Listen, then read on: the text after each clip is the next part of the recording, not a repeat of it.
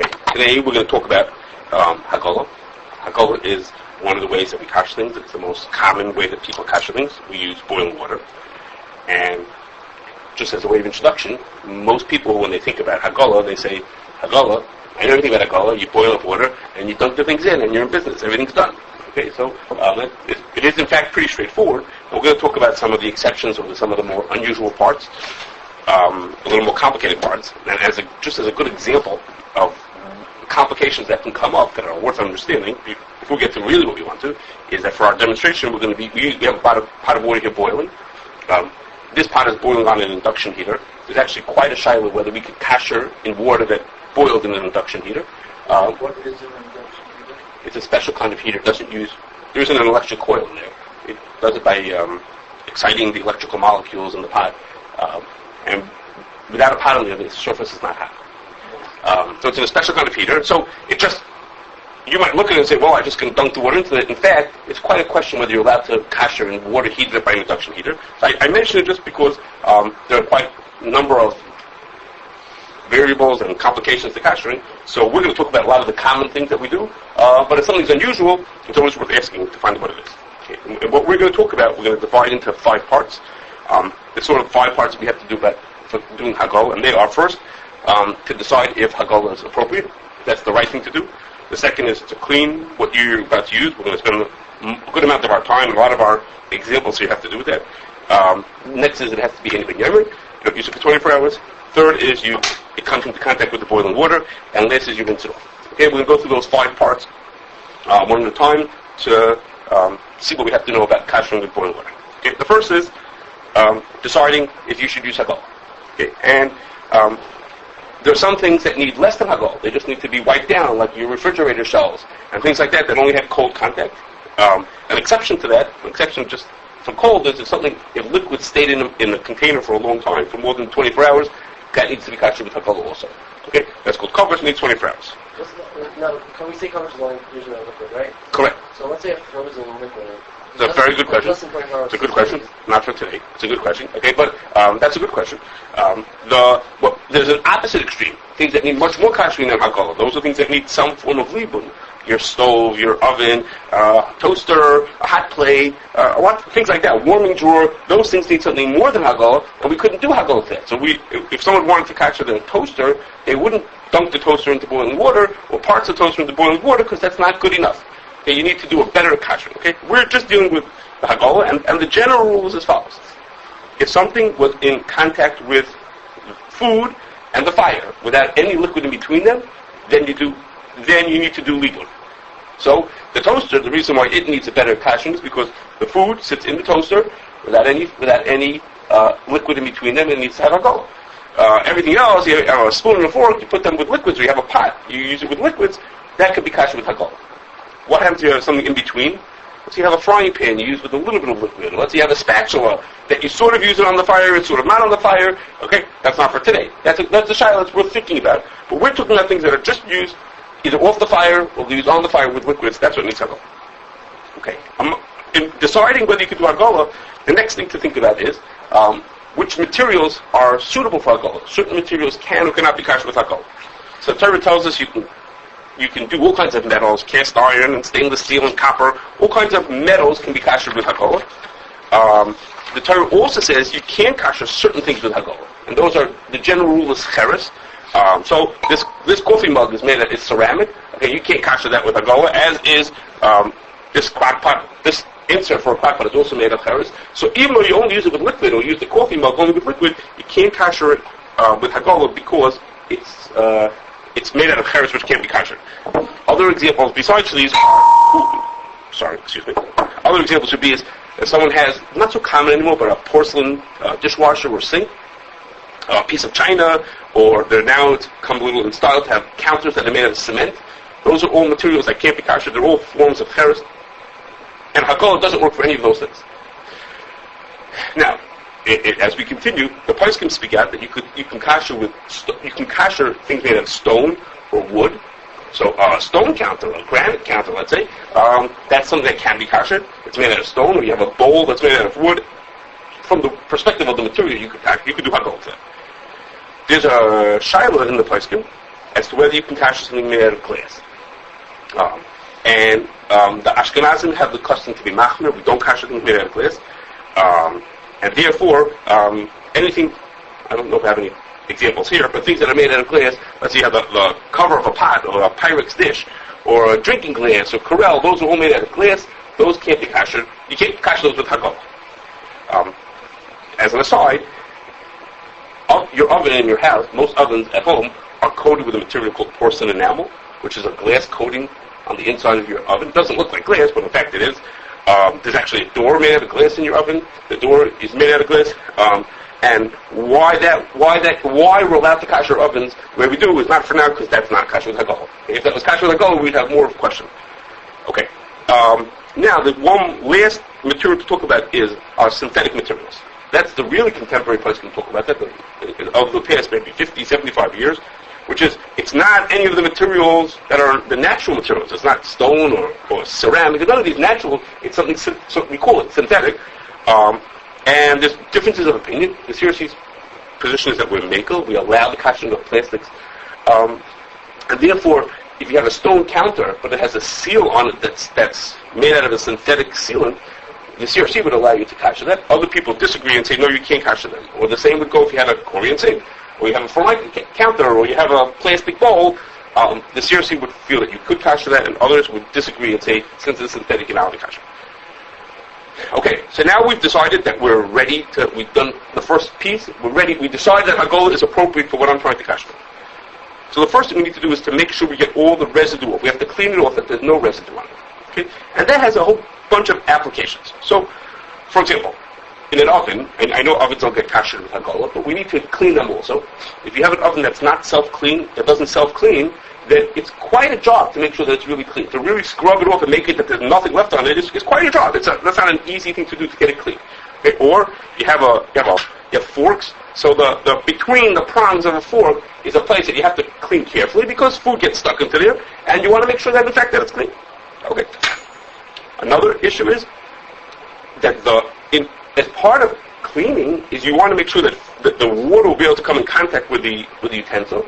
So if there's rust on it, or there's some other buildup, let's say like a calcium buildup on the utensil, you can't kasher it. Okay, so you look something over just to see that there's nothing on it that would block the water from touching the clay. In that regard, if it's discolored, that's okay. You only can't kasher something that has an actual physical buildup that you'd feel it if you rubbed your finger over it. But if it's just the discoloration, that's okay. Okay. Next is, we don't kasher things. We can't kasher things that have small holes in them. Things that have tiny little holes in them where food could get caught and really, really difficult to clean, those things can't be kashered because we're never sure that we got all the actual food out there. Right? So this is a piece from a dishwasher. This is you put the silverware in a dishwasher. Okay, this to try to get all the food out of all these little cracks and crevices in here, and there are other ones. Dishwashers have lots of cracks and crevices in them. It's really impossible, and that's why we tell people for Pesach we don't let them kasher. We don't recommend kashering dishwashers for that reason, because they're so difficult to get all the food, all the pieces out of it. Okay. There's some other things here that have the same kind of thing. Here, this is the drain on the bottom. Why can't they just change that? They could. Oh, you're right. That's right. If that was the only question, we could just change that piece. But the racks that the dishes sit on also have difficulty. And the drain on the bottom, the drain cover, there's lots of pieces that have it. Right, that's just one example. On the bottom of your sink, people have some kind of strainer usually on the bottom of it. There's a little aerator that fits around the faucet. Okay, these are all things that have tiny little holes in them. If you look at them, you see lots of holes. There's a splatter screen and different kinds of colanders. That these are too hard to clean. And therefore, even if a person says, I'm willing to go and make an effort to clean them out, we say you cannot kasher them because they're too difficult to get them clean. Okay, I don't have one here, but the same would apply to a slotted spoon or anything else that has those kind of small holes, etc. Okay. Next of the things that can't be kashered, which is very similar to what I just mentioned, just a drop different, is something that's got cracks and crevices in it. Okay? It doesn't have a hole, but it doesn't have little holes, but it's got cracks and crevices. So you look at this vegetable chopper, okay? So it's very similar to the other things. It's just a little different. I mean, here you can even see it. This is actually not cleaned very well. It's got all kinds of food left in it, and it's because it's difficult think about these little holes here. Try and get all that perfectly clean out of here. That's not easy enough. And because it's so difficult, you're not allowed to kasher. That's some more examples here. Here's a little brush.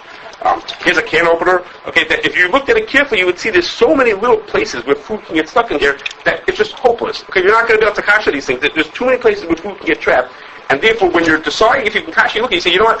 And this electric knife, I didn't bring the blades, but there's a big hole over here, and there are spaces on the side where food can get caught.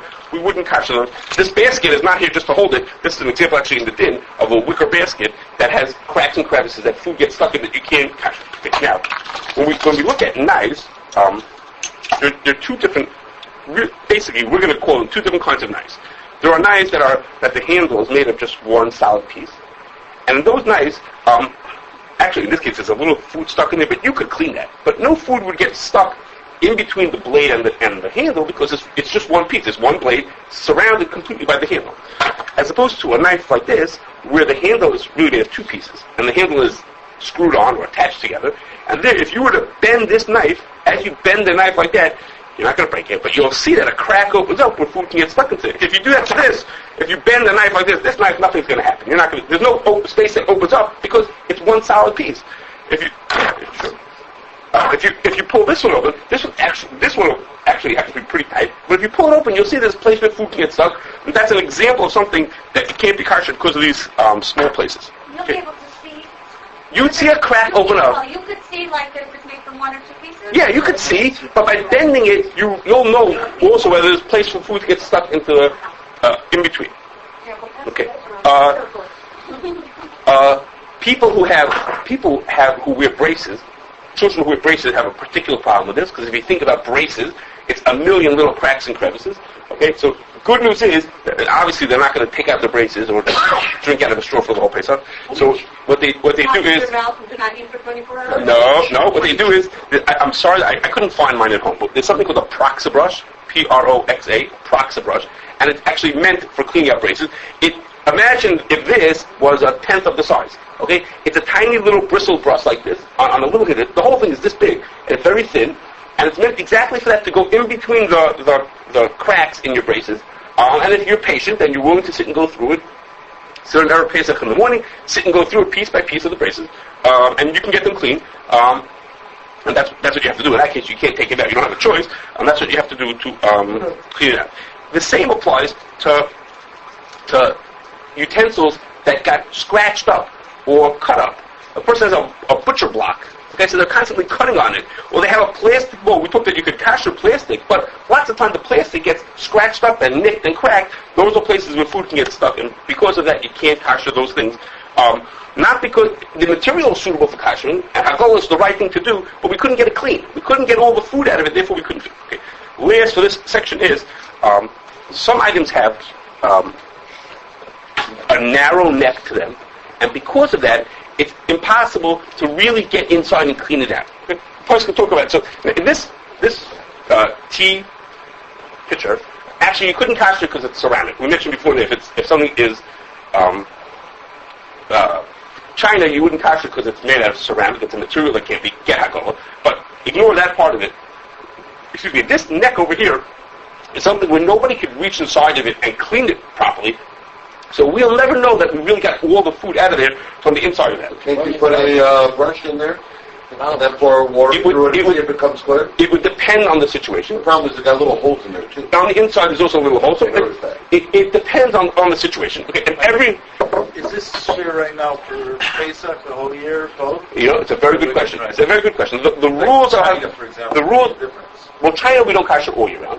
That's clear. It's expensive. Well, Okay, for people with special situations, put that on the side. Well, that's a special question to ask a rabbi if you have a special situation. But the rules of cleaning, of preparing the thing, the rules of kashering are all in Hilchos Pesach.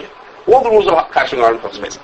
So the rules where it talks about what happens if there are small cracks and crevices and these kind of things, there the Ramah is more machmir. The Ashkenazim are more machmir than the Sfardim are.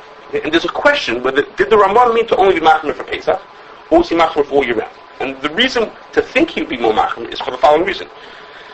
If I left a tiny bit of chametz in that hole over here, okay, so there's something called bittul. If there's silver on the left, then we wouldn't worry about it. So for year round, if there's something trace in there, that would not be as serious as on Pesach, because on Pesach we know that chametz is asur b'mashu. So on Pesach, if I poured teeth through this thing and there was even a tiny bit in there, it would be more serious than during the year. So it's a question: was the Ramah being extra machmir just because it was Pesach? Because he's afraid you're going to actually use it on Pesach or not? That's a question. As a rule, we assume that that he needs it for all year round, but we're more tolerant or accepting for year round than we are for Pesach. Okay, for Pesach, we're that way. For something that someone could actually use on Pesach. So when you have other kinds of bottles like this. You have to judge them. Okay, you have to look at each one and decide, is the hole too big or not too big? You have a baby bottle, so most of the bottle can get clean. But if you think about this part over here, is really difficult to clean. So you have to. Each one has to be looked at to say, is this kind of a bottle that you could open or you can clean or you can't? Okay. We now move on to the third section. We decided we should do Hag'alah, and it's appropriate to do Hag'alah to this utensil. And it's all clean. Okay, the next step is that it should be Aino ben yomo. You can't use it for 24 hours. What's the reason why you can't use it for 24 hours beforehand? The reason is very simple. If you're going to kasher, let's say we take this fork and it was used for something tray, for chametz, and we put it into boiling water. All the flavor, the tray flavor is going to come out of the fork. Then what's going to happen? It's going to go right back into the fork. It went out of the fork, it's sitting in hot water. It's going to go right back into the fork. So what did we gain?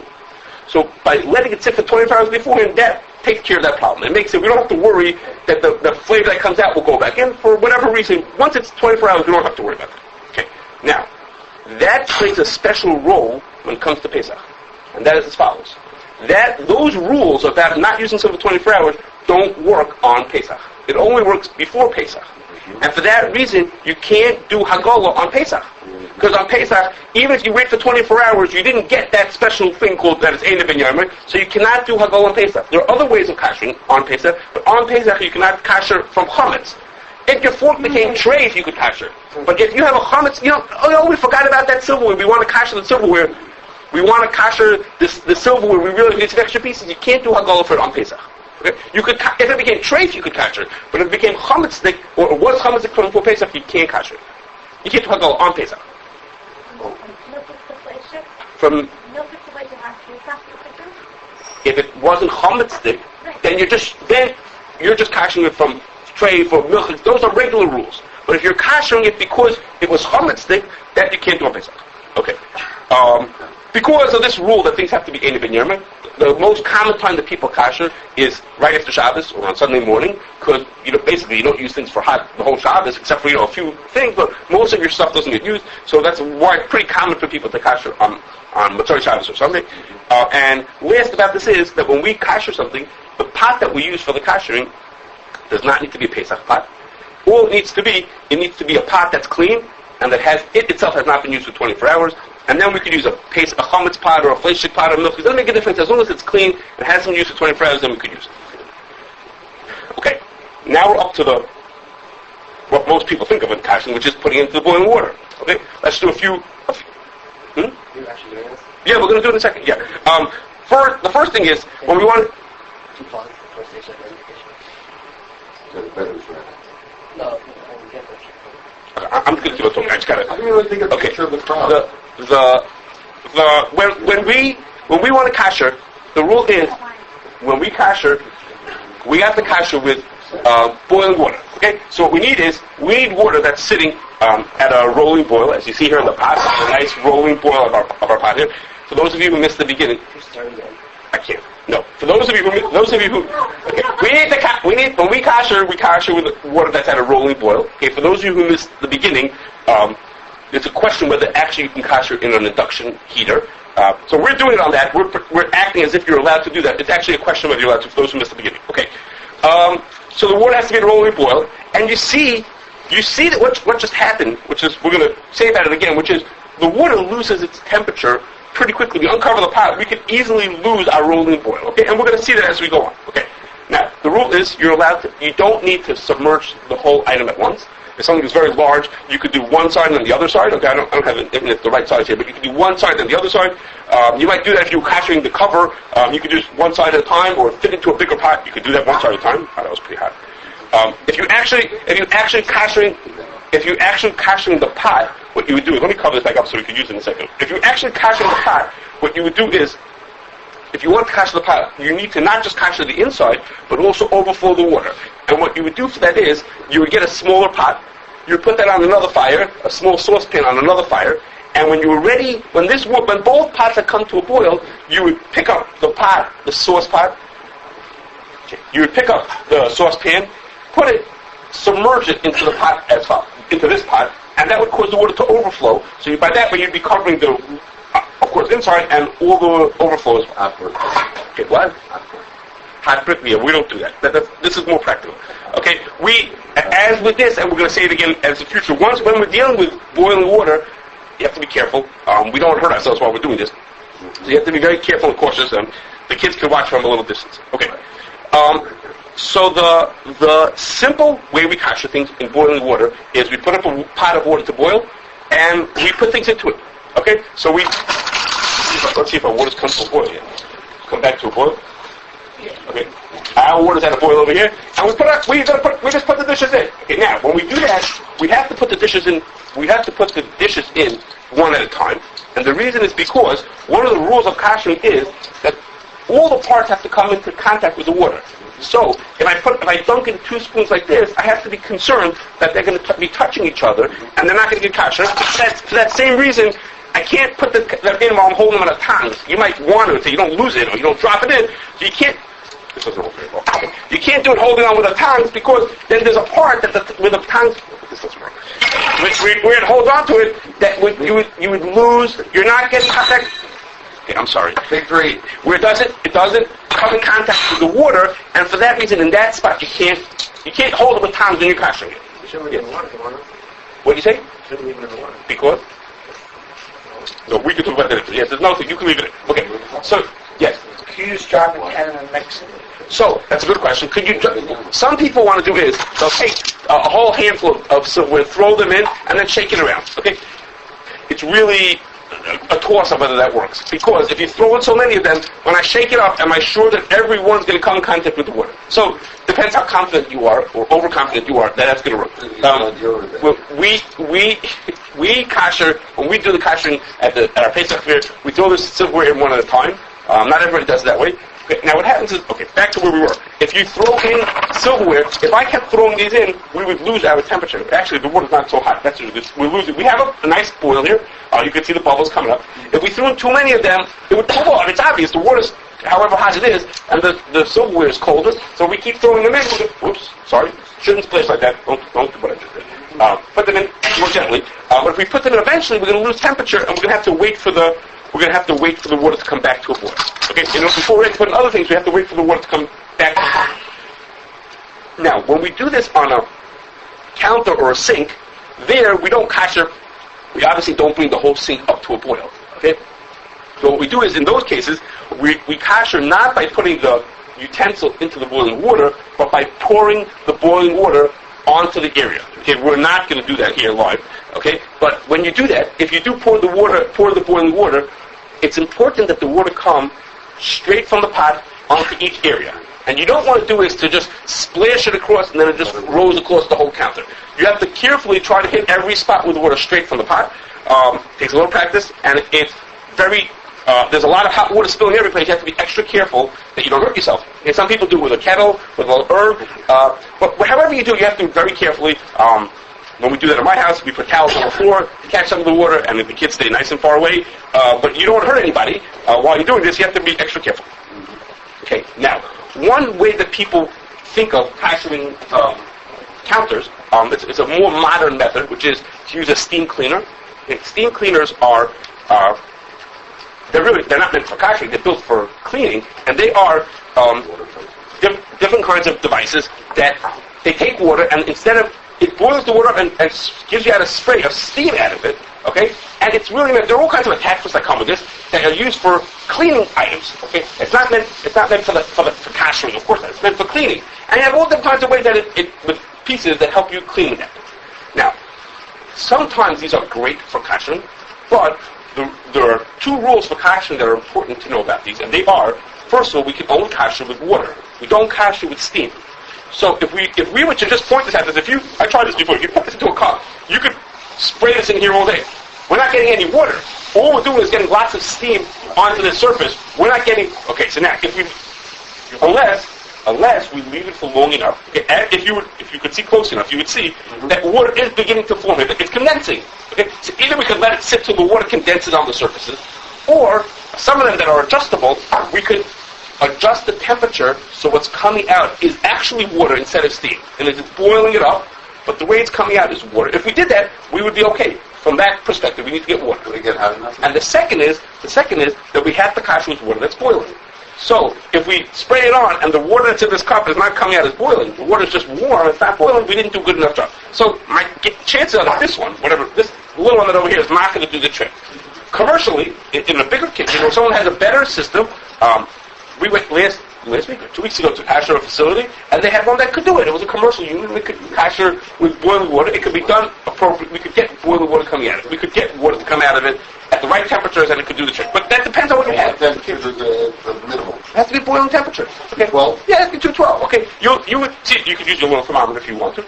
If you want to use a little meat thermometer, a pizza meat thermometer. But the idea is you have to get boiling water. So sometimes the steam cleaners will help. For sure, the steam cleaners are great for cleaning. Okay, we talked about before, and you have to get it cleaned. That's for sure good for that. Okay. Now the final step we have for kashering is there's a minhag that after we kasher something, we put it into cold water. And so for that, if I don't know if these times are going to work. Those times, if you were kashering, it should be in the vanilla as well, right? Yes, anything that has to do with kashering would have to be not. You don't think of it. Why you put them on?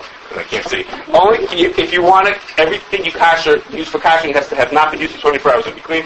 I don't know if I'm going to be effective at this one. I'm sorry. Put your hands in. Thank you. We just dunked it into water. And that's the end of the kasher. Is it makim? It's a minhag to do it. No, it's not makim to do it.